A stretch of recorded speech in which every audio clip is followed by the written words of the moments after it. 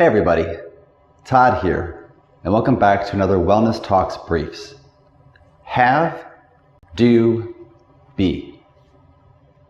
Oftentimes, this is how we approach learning new things or when trying to become proficient at some new hobby, skill, profession. But I'm going to challenge that notion. Let's just start with a quick example.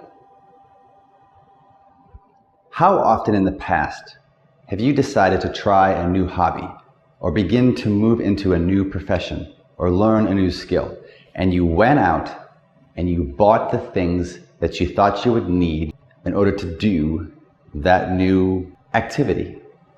Perhaps it was a skateboard or a set of skis or a kayak and the paddle and the gear.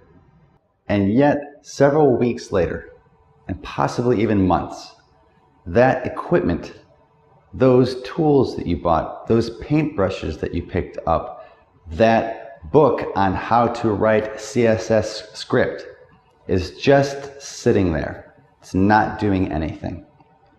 Now you went out and you got the things that you wanted, and your intent was to do those things. And maybe with some of those things you did do those things, but you didn't become proficient. You didn't become engaged in this activity. But this is partially due to us having the formula completely backwards. It should actually be, do, have. Intrigued? Well, let's play with that.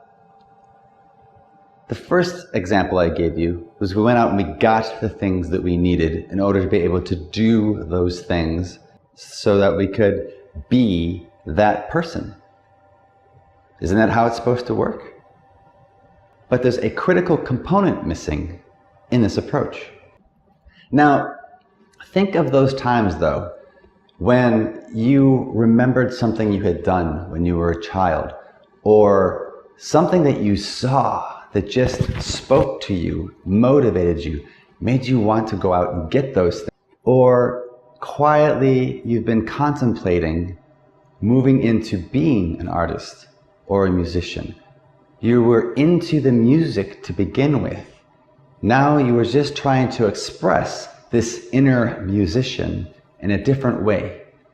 In a sense, you were already being a musician. You just needed to be chipped out of the marble, like Michelangelo's David. The possibility was already there. It was already part of who you were. It was already emanating outwards. So then you started to do. Maybe you were just tapping. And then later on, you picked up the instrument of choice. So then you had the instrument of choice. But it was all being sourced by your being that already. This is why I do a lot of values work when I'm working with individuals, is to help them to discover who they're already being. If creativity is one of your core values, then you're already being an artist. If one of your core values is athleticism, then skiing is just an example or an offshoot of that.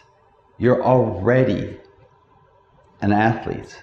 Or, as in my case, I was already a helping professional. I just went out and did what I needed to do to have the skills to make my helping profession orientation even stronger. So take some time and play around. Start with the values and look at what activities could be done that exemplifies those values. Then go do it. And when you're doing it, you'll discover what you need, and then you will have those items that you need.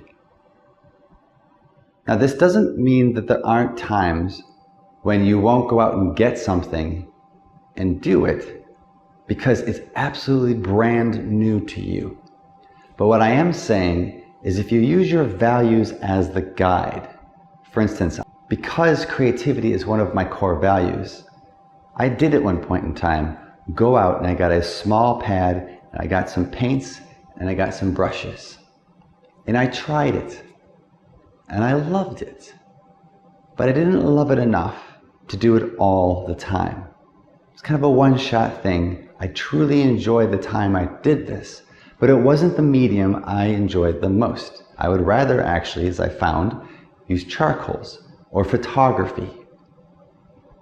Then eventually I got the things I needed to be the photographer, to be the videographer. So again, what is it that you are? Who are you being?